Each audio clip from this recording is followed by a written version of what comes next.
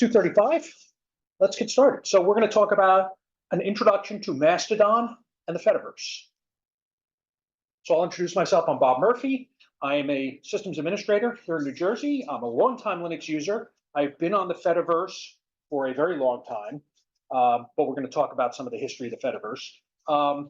You can get a hold of me if you're on Mastodon, and if this doesn't make sense to you yet, it will by the time we're done. I'm at Murph at hackers.town. I'm also at Murph at gardenstate.social.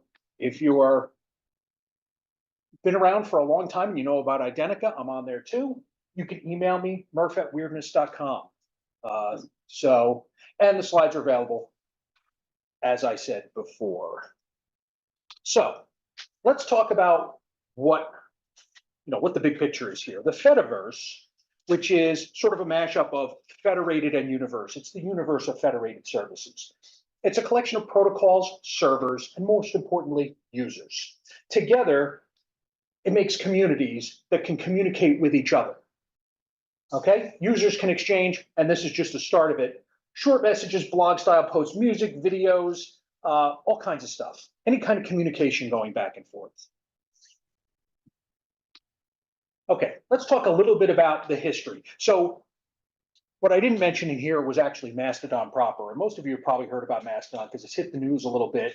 We're going to talk about that soon. That is sort of a newer incarnation of the Fediverse, but it's the one that's getting the most attention right now, just so you don't think I'm leaving it out. So let's do a little bit of ancient history here. In 2008, so you figure that's like a year or so after Twitter got started, a guy called Evan Prodromou started a microblogging service called Identica, using what was the O-status protocol. It went through a few different names in its early days. So, and the server software was called StatusNet.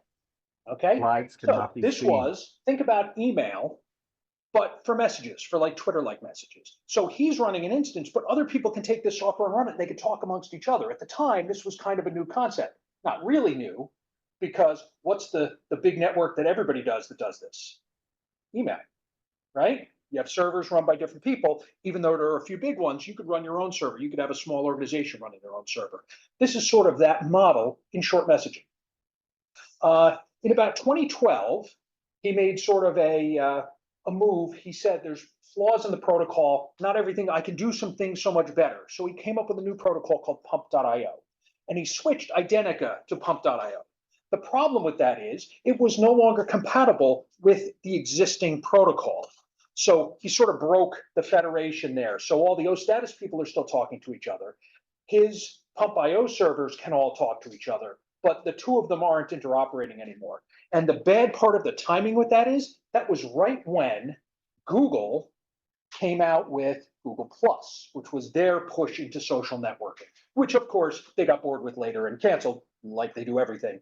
But he made a big change that made the software, the protocol was better, but the front end software was a little iffy. So it kind of messed up that community a little bit. But all of these ideas kept moving on. Like this wasn't the end of the story. So now we've got O-status, we've got pump.io. In March of 2016, a guy in Germany called Eugen Rochko, and if you go to look him up online, his name is Gargron, created software called Mastodon. What he wanted was Twitter without the Nazis. That was really his push for that.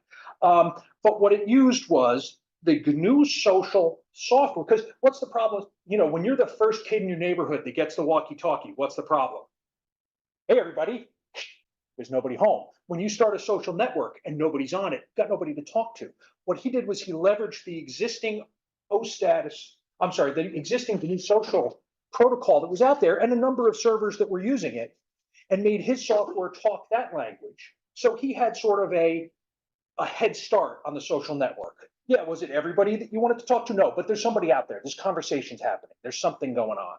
So he took that and put it into what was sort of like a TweetDeck-like interface. And we'll show a picture of this before anybody that used TweetDeck can fill me in on that because I wasn't really a Twitter guy. So this picked up some popularity.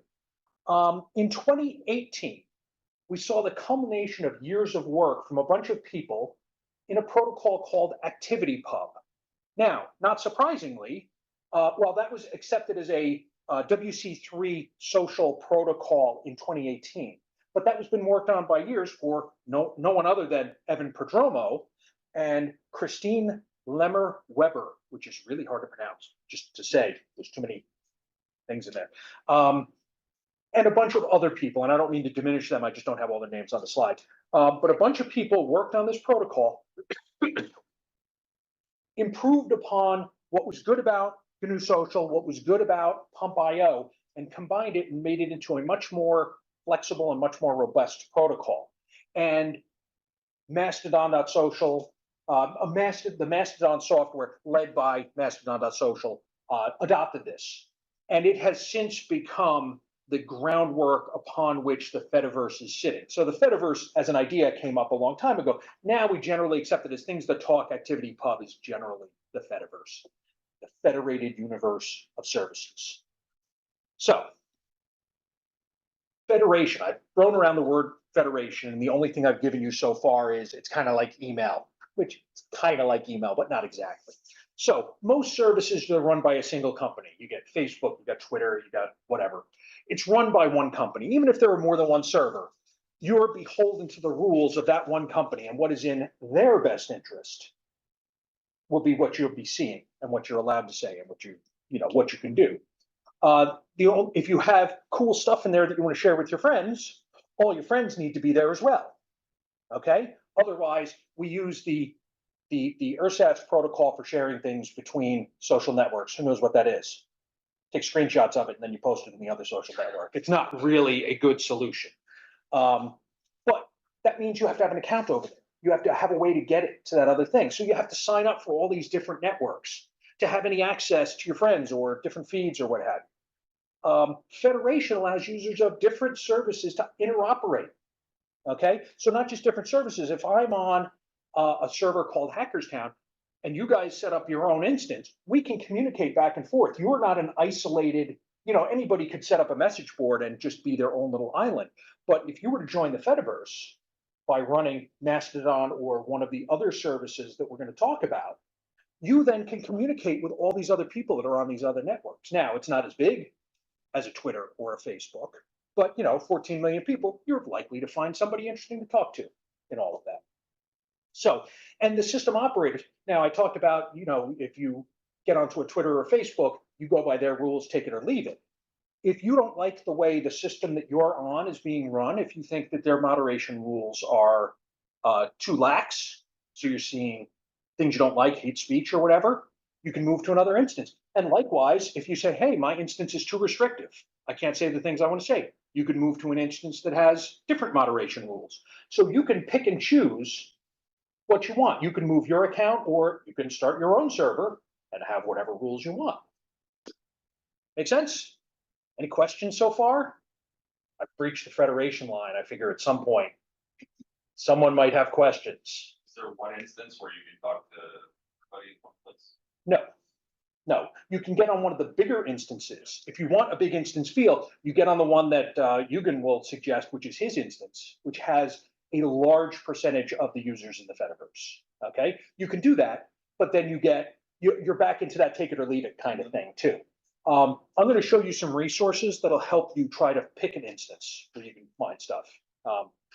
But they're just going to be links at this point. So there's no concept of something like XF500 of exchange instances, links, or they're all exchanging links between each other. You can't log into, like if you have an account on Mastodon.social, you can't log into Hackerstown.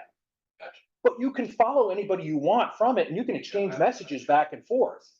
That's the thing. Is like and I ran into this actually back in the 2008 days. I got confused by this. I went, I'm like, well, I didn't get it yet. So I created an account on another instance, and I'm like, well, I only see the people that are here because I hadn't reached out to another one yet.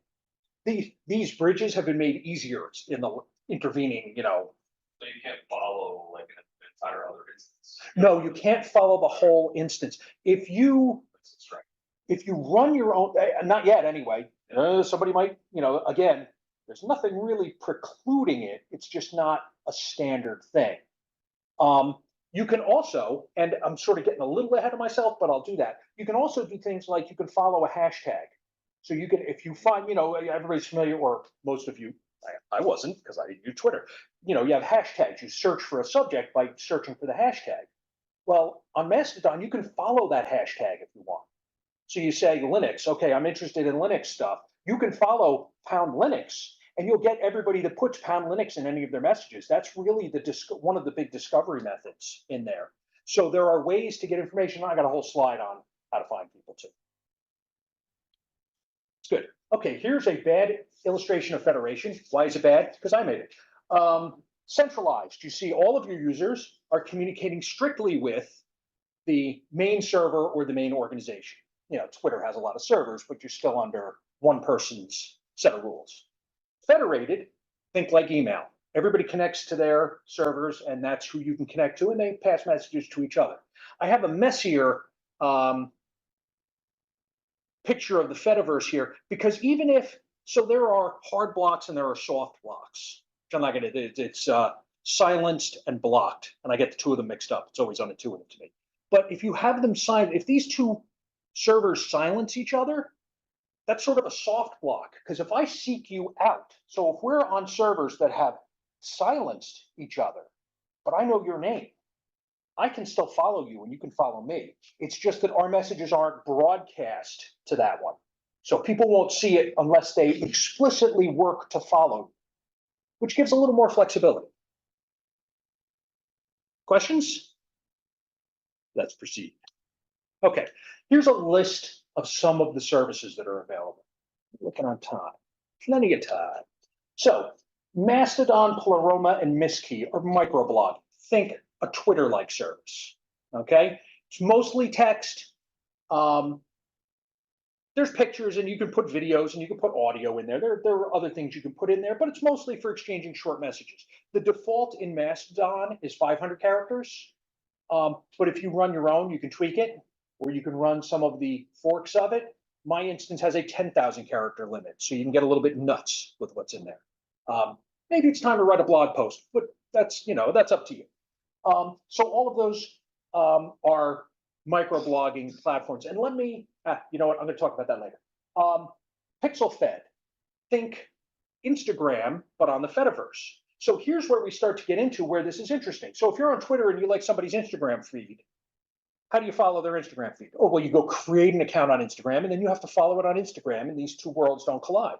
If you're on a Mastodon server and you like my PixelFed feed because you like seeing bicycles leaning against things, because that's a lot of what I take pictures of,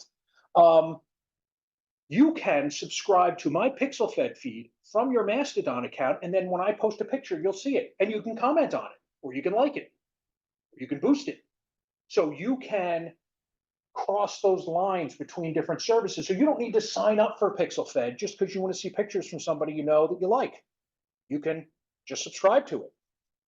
Lemmy is a link aggregator. Think like Reddit. When Reddit pulled their shenanigans where they screwed over their moderators and they blocked off API access so you couldn't use the clients that let you have easier access to their stuff, read, you know, without the ads, but you know, it is what it is.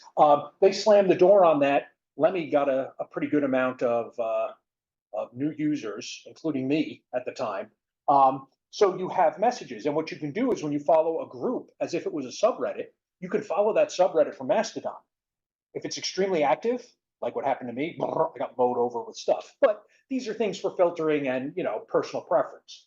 But again, you could then comment on stuff from your Mastodon account, or at least get notices of it. If you want to be a real active Lemmy user, you should probably create a Lemmy account on one of the servers. But then, like my Lemmy account, I can like my server doesn't have everything I'm interested in, but this other server over here does. So I pull that in, and that's part of my feed. Like the subreddits could be on other servers. Or, like I say, you can get notifications from other services. If you want to do full-on blogging, like you think 500 characters or even 10,000 characters may not be enough for me. I want to be able to like do a full regular blog. WriteFreely.org has a hosted service. I believe you could host your own if you care to, where you write your blog post, people can subscribe to your blog, and then they'll get a notice when you make a blog post and it shows up in their Mastodon feed. Also, you may have heard of WordPress. They have introduced a plugin. So anybody that's running WordPress on their infrastructure, you can click a plugin and be on the Fediverse.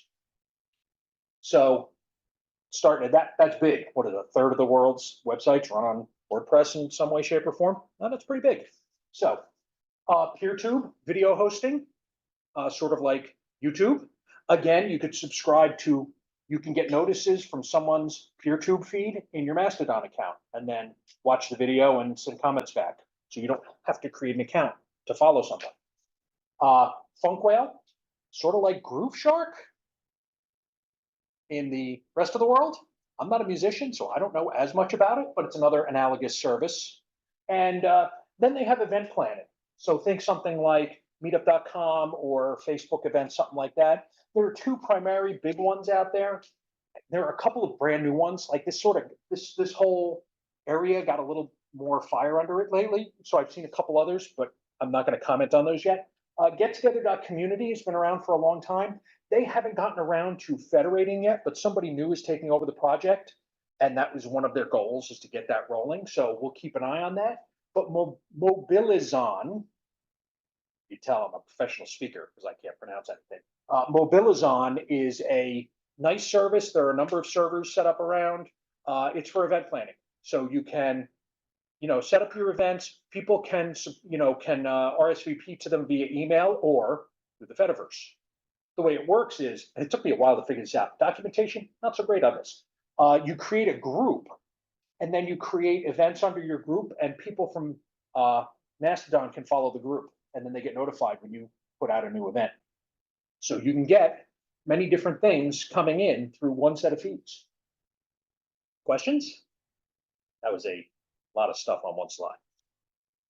And that just scratches the surface. You can see, I noticed that I sort of hit all the stuff on the top here, like this arc, but there's a whole bunch of other stuff. Bookworm is kind of like Goodreads.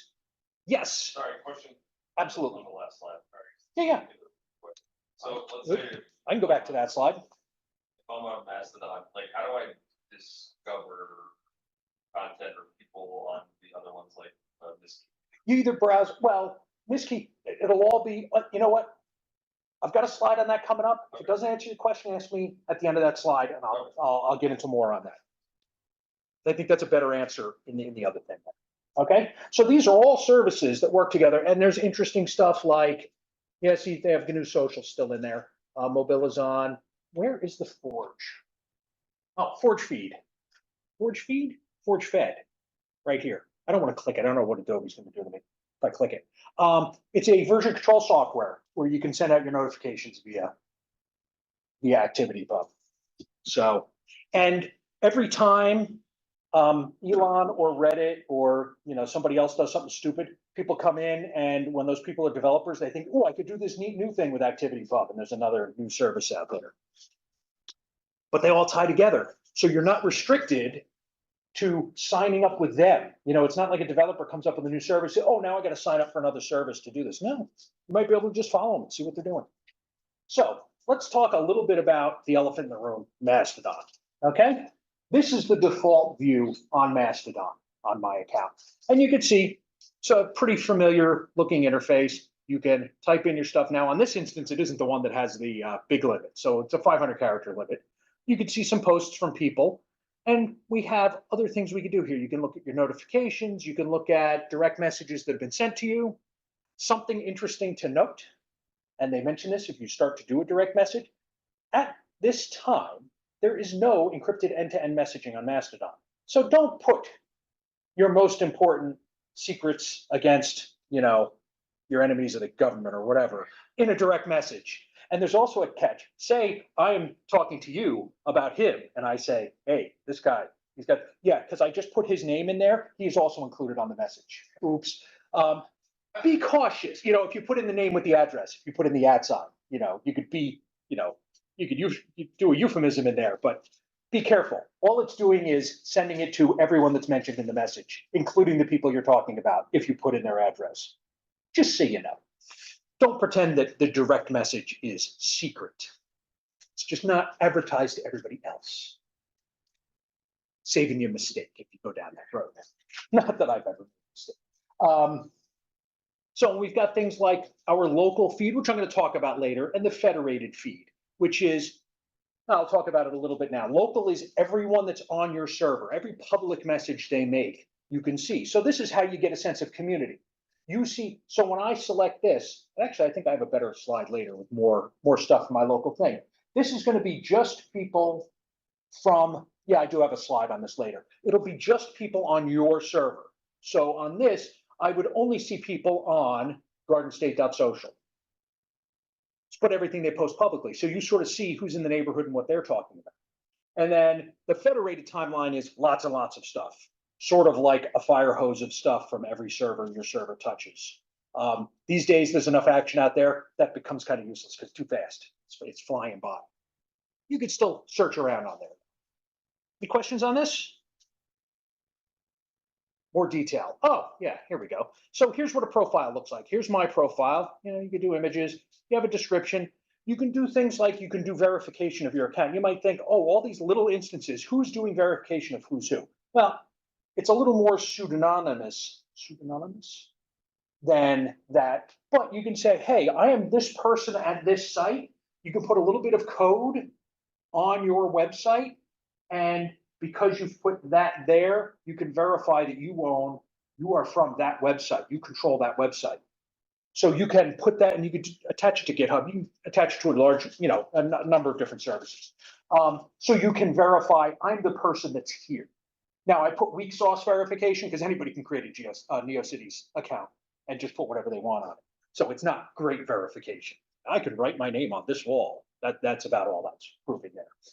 And you can see here's a pinned post. So this is sort of cut and paste here. I really need a portrait projector, but nobody has those. So I've had to do a few of these. You can see this is just sort of an introduction post I put at the top of my thing with some pictures. Local feed and direct message. I talked about direct messages in front of the slide. So here are our options for different kind of messages. Public, visible for all, unlisted. It says visible for all, but opted out of discovery. So it doesn't get included in default search type stuff. Followers only. That you're sending it only to people that have explicitly decided to follow you. It won't get broadcast out to all this other stuff.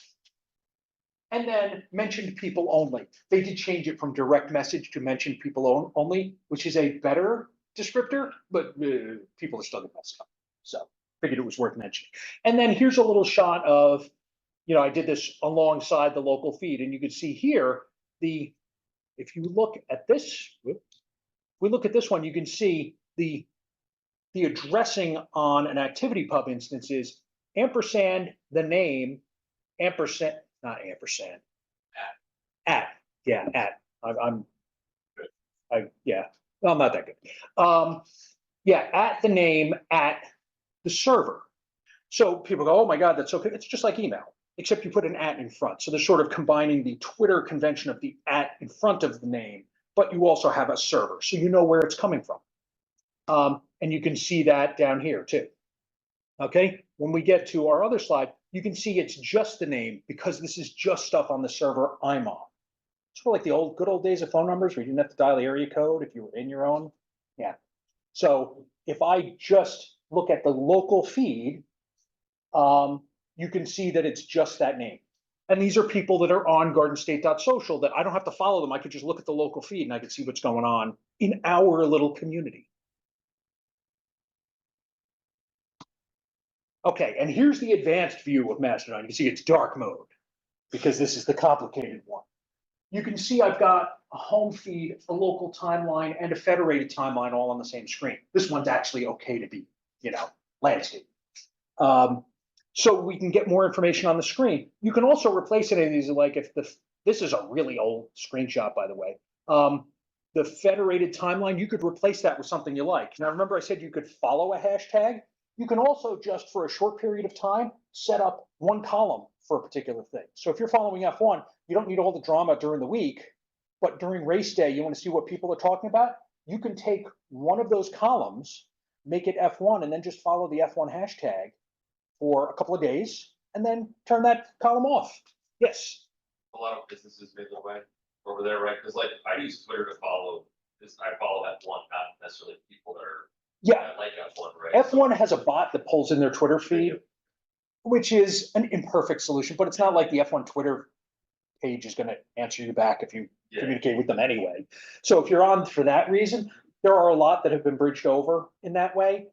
Although that is becoming less prevalent as Elon keeps turning the screws down on stuff. So it's kind of a problem. Hopefully more of them will move over. I think you'll find less businesses on this, and that's just a culture thing. There's no reason people can't, for two reasons. One, well, if you're a jerk, everybody's going to block you.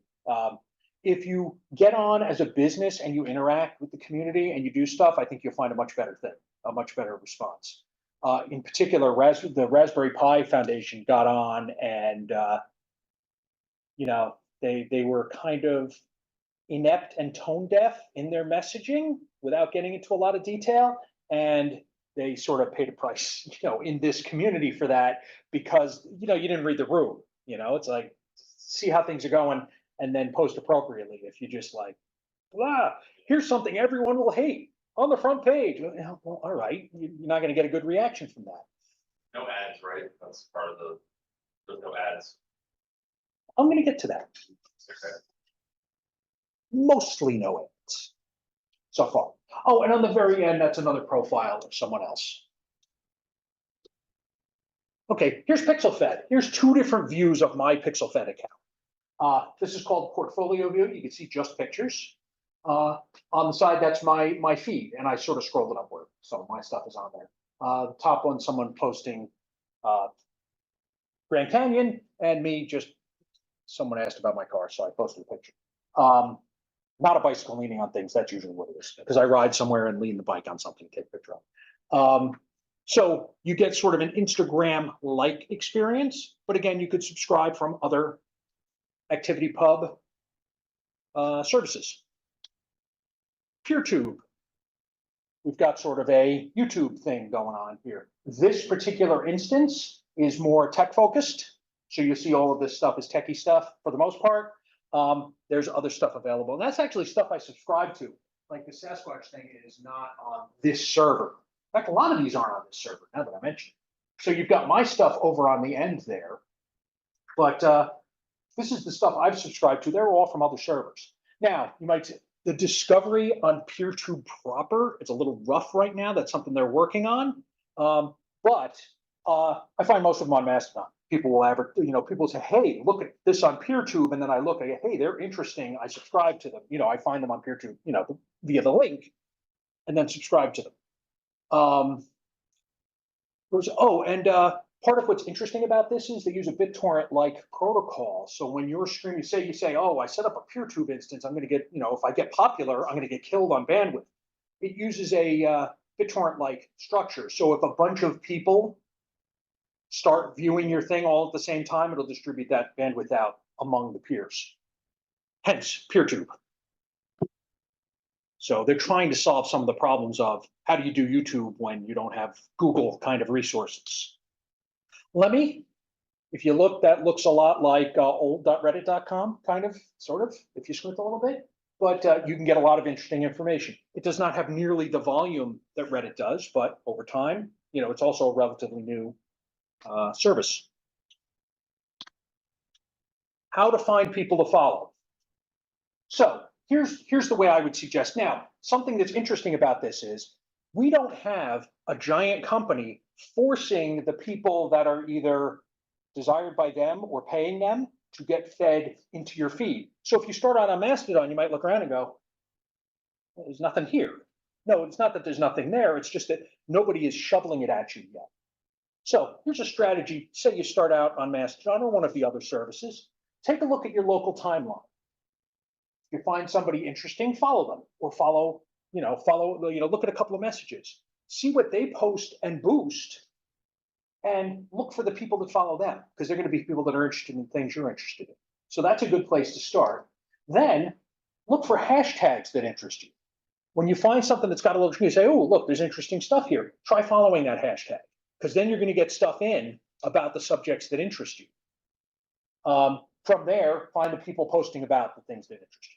So there's no algorithm made up by somebody else feeding stuff to you. I'd like to see more of these programs have algorithms though, but algorithms that you pick. I'm not against an algorithmic feed of stuff, but to ape a little bit from Cory Doctorow, it's who is that algorithm for and who is it doing it to? If it's for the shareholders and they're doing it to you, that's not what you want. You want something that you choose for your interests. And this is sort of what you do. It's primitive though. You're just searching for tags and stuff like that. I'm hoping some of this software will give you a little better control over these things. Maybe something that will search out stuff that you're not seeing in your timeline. But yet to come, stuff to be built upon. Did I answer one of your questions? Didn't you ask about how you find people, something like that? I knew I had a slide on it. I'm open to more questions, but I knew I had a whole thing on. So, some questions. Oh, what was you know what? I'm going to mention it now, even though it's a little bit ahead of stuff. You asked about ads. So far, no ads that aren't, I've seen local businesses and everybody says, like, if it's your local business, do what you want to do, but be interactive, be a community member. Don't take ads and blast them into the feed and then just make that your thing. That's probably, now, can you do it? Sure. It's going to go over well? Probably not. It's a culture thing. It's not a protocol thing. So if you blast ads out that everybody hates, people aren't going to follow you. If you blast out enough ads that everybody hates, they're going to block you. So you can do ads, do it with caution. Be a community member saying, hey, this is a thing that I think you guys can use. That'll probably go over okay. If you're just like, oh, here's a zillion ads, not going to go over well. And an instance could fund themselves through ads. Now, if they showed ads to their local people, that's a perfectly valid way to, fund your server if you want to do that. People might go somewhere else because they can find an ad-free experience. They might say, I don't want to hand you money to do this.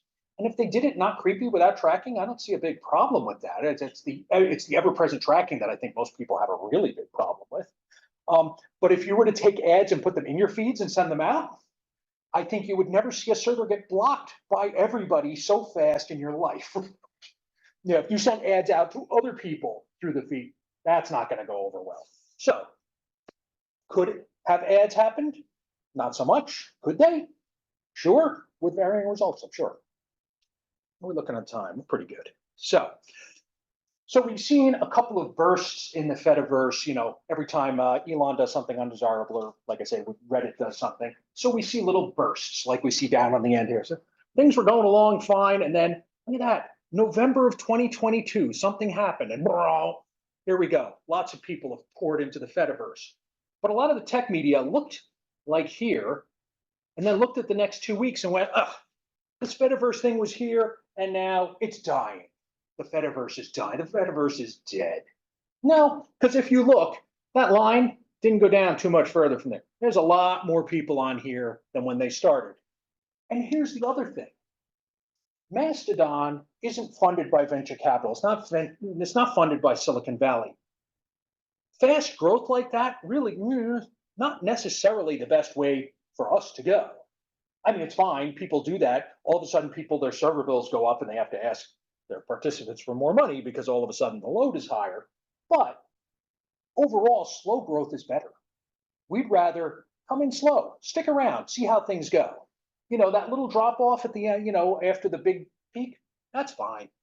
Some people will come, they'll post for a little while, they'll vanish, but then something will happen later and they'll come back in 6 months. We'll still be there. It's fine. We're not looking to please somebody looking to make a ton of money off of your content. This is for us, so it can grow however we need it to. Make sense? So let's talk about new services that might be federating, which you might have heard of. Blue Sky has talked about federating, not with the Fediverse, but with each other. Problem controlled by a small number of people. Again, venture capital, Silicon Valley, same guys that started Twitter. How'd that work out? Not yet federated with anyone, at least not last time I checked. They're talking about it again, but again, it is not yet happening. And I've heard varying degrees of quality on moderation, even though there's still only one big server with one set of rules. I'm hearing really iffy moderation things. Threads, controlled by one rich dude. Hey, the same guy that owns Facebook, Instagram, and WhatsApp. It had a big splash at the beginning, seems to have died down. I mean, they've still got more users than the Fediverse, They've talked about integrating with ActivityPub and doing that.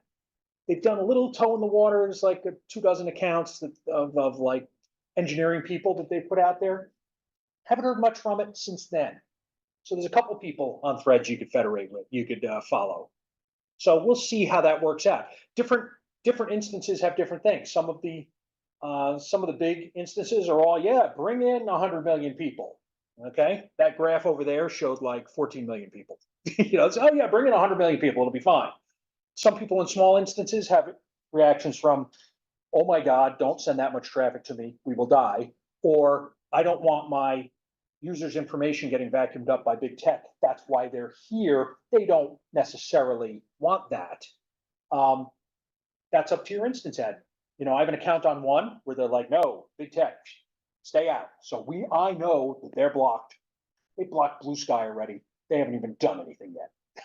There's been like one bunch that started a bridge, and even that was not the best, not the most tactful way to go about it. They made it opt out instead of opt in. You know, on the Fediverse, we like opt in. Consent is a big thing. So don't make your thing opt out, make it opt in. Threads, and the other instance that I'm on, Garden State, that's actually, well, we're going to see how it goes. If it becomes overwhelming, maybe we'll take action.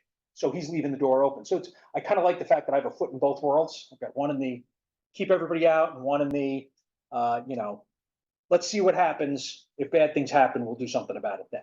So questions, comments, criticism, innuendo, anything? Okay, conclusion, and I still have a few things after that. This is an ill labeled slide. So the Fediverse away, you know, it reminds me a little more of like the way we expected the web to be in the first place. You know, before, you know, we end up with, you know, 5 websites running everything, mostly filled with screenshots of the other 4, another stealing from someone else. You know, we can make a community and talk to other people and have a say in how these things are run, as opposed to having a giant corporation do it. And then inevitably make the service worse to make more money off of it. It avoids the advertising algorithms and other pleasantries that are on those systems, with the caveats that I've said. Could ads show up? Sure. Probably not going to go over great, but it could happen. Algorithms, I hope they come up with some good algorithms for us. And remember, when you join the Fediverse, you're joining a community. When you get onto a server, you might be getting onto a really big community that looks more like Twitter if you get on Mastodon.social. But if you get on a smaller instance, you're joining us, you know, like Garden State.social is in the couple of hundreds of people.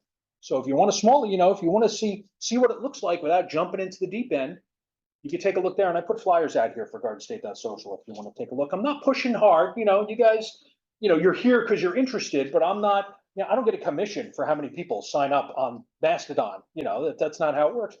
Take a look, send me an email, ask questions, find your own course on that. But you're not a way for some company to make money. In fact, most instances, if you get on an instance and you like it, you should probably kick some money into the instance operator because he's probably running it at a loss on volunteer time. Or if you don't have money to give him, maybe volunteer to help moderate. There's ways you can contribute without cash. So I think I got to everything there. So where to learn more? Here's the information, the too much information on one slide. There's a lot of stuff. I'm not going to read these all off. If you look at something like joinmastodon.org, that's only going to show you Mastodon servers. So if you are thinking about running your own, don't go there. Oh, I don't know if I mentioned that on or off the thing. If you're looking to run your own instance, or you're looking to run it for a dozen friends of yours, I don't know that I would look to the Mastodon software, even though there are guides that you can set it up yourself. You're setting up something that's meant to scale to 500,000, 1 million people. You don't need that if it's just you, or it's just you and your friends. If you're not going to run an open thing and plan to make it really big, you probably don't need that much infrastructure.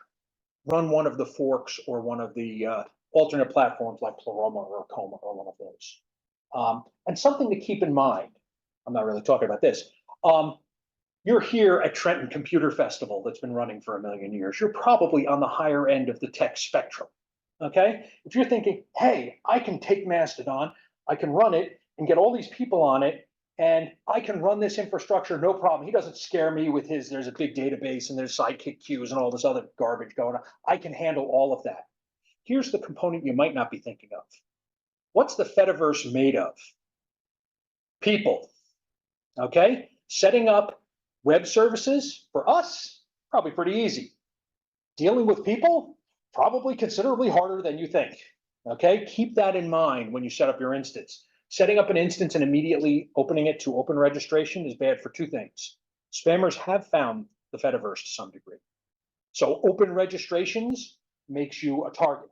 You will get people trying to sign up and spam as soon as you get any sort of profile that you're seen out there.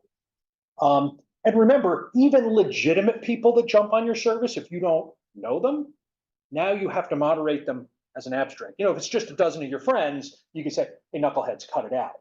When you get randos from the internet, of which there are a lot of them, this may be a shock, there's a lot of people out there.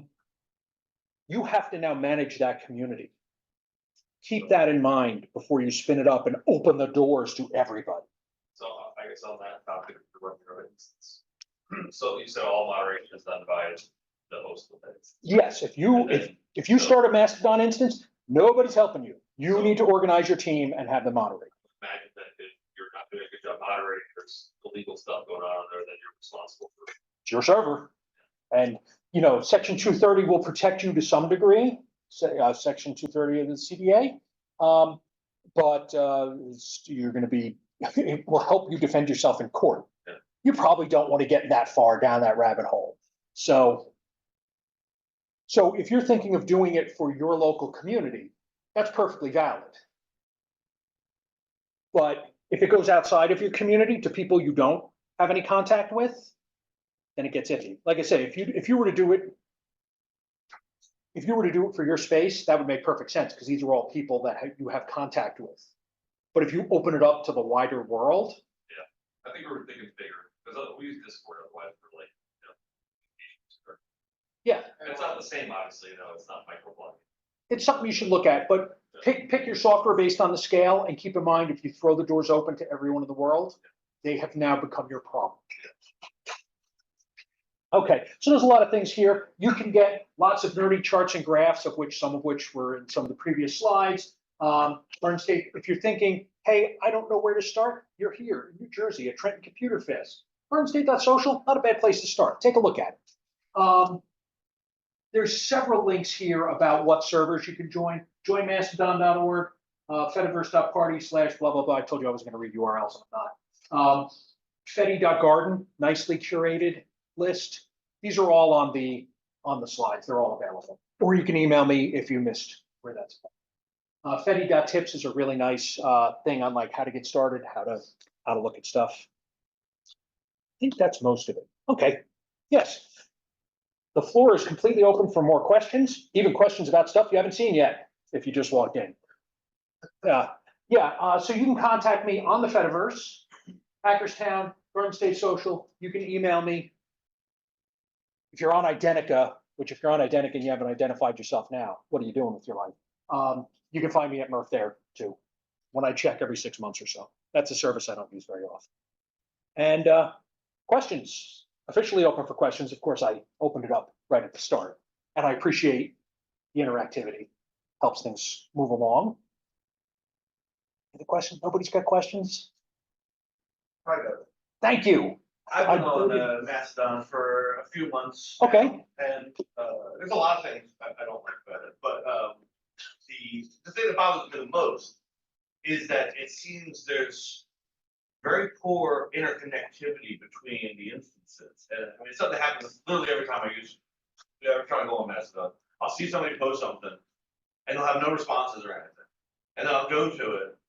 If I'm doing it through my instance, and there's nothing. But then if I go to its home instance, there'll be 600 responses. Yes. And like I've been told that's just a thing, and that's just how it is, and that they don't really know how to fix that. And I gotta say, it kind of makes it a terrible experience. They are working on it. Is this someone you've subscribed to? I was going to say, if you subscribe to them, it's better. You get more. I don't want to subscribe to like everybody I ever see. Yeah. And there's so many times, especially when somebody's asking a question, and I'm like, oh man, they posted this 2 days ago, and nobody responded.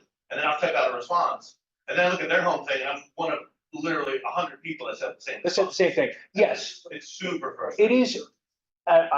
One word you've never heard me say in describing this, perfect was not any of them, okay? There are flaws, but that's part of the distributed nature of it. You get some of that. Some of that they can try to do from the client end. Mastodon proper doesn't do that. On the phone, there's a button that'll say like fetch. Try to Yeah, fetch as much as you can. But I Yeah, don't know why it's not default. Every time I go to somebody, it's like, they fetch. I Yeah. can do it to keep, track down or whatever. Yeah. it's not perfect. Again, part of that is it's made of people. That's the thing is like, but part of that, yeah, that's a protocol thing. They are working on it. They're not, I've seen, not that it can't be fixed, not we can't fix it. It's not easy to fix. This isn't, hey, Gargaron, here's a pull request, fix this. No, it's deeper than that. So they are working on it. Yes, Yeah. part of the nature of the distributed thing as opposed to one giant company running the whole thing. My understanding is if I was on their instance, that wouldn't be a problem. It's just when we cross and I'm on my own instance, so that I've also been told that if there was more people on our instance, then there would be more interconnectivity and it would Yeah, that sort is, itself out. that is something if you run your own instance. Have you looked into relays? See, now that's, that's something, if you run your own instance, you can get something what's called a relay, and you could relay to something like mastodon.social, which is going to increase the number of messages going to your server and get you more likely to see both ends of a conversation that's been started somewhere else. Since are you running Mastodon proper? Yes. Okay. Well, I'm not the guy running it, but. Oh, it is okay. Mastodon. You're on a small instance though. Okay. Yeah, that's a tougher row to hoe when you do that stuff, when you run, Mastodon proper for just a small number of people. I mean, But maybe looking to run on the other ones. But- I mean, I but it does- sometimes, it does simplify the relay thing because everything's set up to relay with Mastodon. So you might look into that. That might improve your experience. That is one of the flaws of a single person instance or a very small instance is some of that until you get people subscribing to stuff. Now I'm on an instance, only a couple hundred people, but I get a robust number of stuff because all of those people are reacting and they're pulling those feeds in. So I see less of that, even though I'm on a small instance. I'm not on a really small instance. But I'm not saying the problem isn't there. I'm saying they are working on it, but it's not an easy problem to solve. Yeah, I think we probably got less than 50 right now. We've just been doing that case by case. People. Yeah, and if they're not super active, and it's all a matter of who's active. If you've got 50 and 15 are active, you may as well have 15 users because you're talking about, what contacts are being made and what messages are being pulled in. Thank you for the question. That's actually good. I hadn't thought about that. What was the name of some of the smaller instances? I mean, I looked at the Mastodon install and I'm pretty capable, but this is just too much for 20 people. So what are some alternatives? Oh, the smaller software things? Yeah. Pleroma is one of them. Akoma, Akkoma, and Miskey. They're all listed in the slides if you download. And there are more. Though that's just a starting point. Yeah. But as you look into those, you'll probably see some of the other forks as well. Yeah, if you're looking for a small instance, seriously think about running one of those other packages. Anyone else? Anything else? That one? The link for the slides that you had again? Sure. Oh, I closed that one. Yes. There we go. It's on the bottom.